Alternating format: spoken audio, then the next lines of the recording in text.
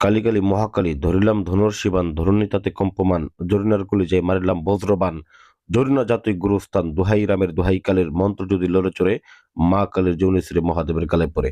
সম্মানিত ভিউয়ার্স, আজকে একটা বোবা বান নিয়ে হাজির হইলাম। যারা শত্রুর কথায় মনের মধ্যে খুবই কষ্ট পেয়েছেন এবং শত্রুর কথায় দ্বারা আপনারা কষ্ট পাইতেছেন এবং ওই শত্রুর দ্বারা বিভিন্ন ভাবে বিভিন্ন প্রকার আপনারা মামলা মোকদ্দমা বা বিভিন্ন প্রকার সমস্যার সম্মুখীন হচ্ছেন। তো কিভাবে সেই সকল শত্রুটাকে হটাবেন, বাড়ির থেকে দূর করবেন এবং তাকে তার মুখের জবান বন্ধ করে দিবেন এবং তার চোখটাকে অন্ধ করে দিবেন এবং তাকে প্যারালাইসিস করে দিবেন। তো এই ধরনের যারা পঙ্গুবান শত্রুদেরকে দিতে চান, অনেক ধরনের তান্ত্রিকের পিছনে ঘুরে ঘুরে এই ধরনের বান দেওয়ার চেষ্টা করেছেন বা নিজেও কাজ করেছেন, করতে পারেন নাই। তো আমি সেই একটা সহজ উপায় আপনাদেরকে দিতেছি যাতে করে নিজেদের কাজ নিজেরা করতে পারেন। আসলে পঙ্গুবানটা মুখের কথা না। কাজটা শুনতে মনে হয় যে পঙ্গুবান, মৃত্যুবান, বশীকরণ, এগুলা আসলে মনে হচ্ছে সহজ জিনিস না।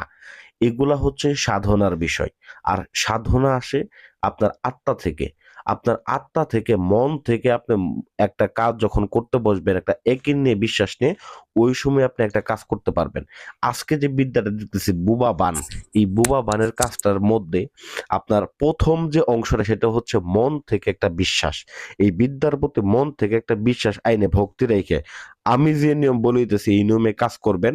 পৃথিবীর বুকেতে, বাংলার মাটিতে আমি চ্যালেঞ্জ করে গেলাম, এই বিদ্যার মাধ্যমে শত্রু যত বড় শক্তিশালী হোক, শত্রুর শরীরের মধ্যে যতটুকু পাওয়ারফুল বিদ্যাই থাকুক না কেন, যত পাওয়ারফুল চালান থাকুক, শরীর বন্ধ থাকুক, সে মাত্র ২৪ ঘন্টার মধ্যে বোবা হবে, চোখ তার অন্ধ হয়ে যাবে। এটা আমি 100% গ্যারান্টি দিলাম। তো চলেন আর দেরি না করে বলে দিতেছি কিভাবে কাজটাকে করবেন। তো প্রথমত আমি বলে রাখি, কাজটাকে কিন্তু অবশ্যই বিশ্বাস সহকারে আপনাকে কাজটা করতে হবে। তো তারপর প্রথমত আপনি আসন করবেন, আসন করে বসবেন। হ্যাঁ, আসন করার পূর্বে বাজার থেকে কিছু সামগ্রী কিনে আনবেন। তো সামগ্রীগুলোর মধ্যে ১ম যে জিনিসটা আপনি সংগ্রহ করবেন, শ্মশান থেকে শ্মশানে মরা পোড়ানো যে কয়লাগুলো আছে, কয়লা সংগ্রহ করবেন। কয়লা সংগ্রহ করার পরে আপনি একটা কাগজ নিবেন, যেকোনো সাদা কাগজ। সেই সাদা কাগজের মধ্যে কয়লা ধারা স্ক্রিনে দেওয়া এই নকশাটাকে অঙ্কন করবেন। মনে রাখবেন, স্ক্রিনে যে নকশাটা আপনারা দেখতে পাচ্ছেন, এই নকশাটাকে হুবহু ভাবে আপনারা অঙ্কন করবেন। অঙ্কন করার পরে নিচে আপনারা শত্রুর নামটাকে অবশ্যই লিখে দিবেন। তো শত্রুর নাম এবং শত্রুর বাবার নামটা লিখবেন এবং পরবর্তীকালে ১ম যে মন্ত্রটা পড়লাম এই মন্ত্রটাকে পাঠ করবেন। তো আমি বলতেছি মন্ত্রটা আপনাদের। কালি কালি মহাকালী ধরিলাম ধনুর্ষি বাণ ধরণী তাতে কম্পমান জরিনার কলিজায় মারিলাম বজ্রবান জরিনা জাতই গুরুস্থান দোহাই রামের দোহাই কালের মন্ত্র যদি লড়ে চড়ে মা কালী যৌনি ছিঁড়ে মহাদেবের গালে পড়ে। তো এইখানে যে আমি জরিনা নামটা বললাম, এইখানে জরিনা নামের জায়গায় আপনি আপনার শত্রু নামটা উচ্চারণ করবেন। তো আমি জরিনা নামক একটা লোকের কাজ করতেছি বিদায় আমি আপনাকে এই মন্ত্রটা আমি এখানে জপ করলাম, আপনাদের ভিডিওটা দেখাই, তারপর আমি কাজটা করতে বসবো। তো প্রথমত আপনারা এই নকশাটাকে অঙ্কন করার পরে এবং এই মন্ত্রটা পাঠ করে এই নকশার উপরে ফু দিবেন। ফু দেওয়ার পরে এইটাকে সুন্দর করে পেঁচায় নেবেন, লাল সুতো দ্বারা বেঁধে নেবেন। তারপরে কি করবেন, বাজার থেকে আপনারা মাটির একটা কলস কিনে আনবেন, ছোট্ট দেখে মাটির একটা কলস কিনে আনবেন এবং নদীর জল নিয়ে আসবেন।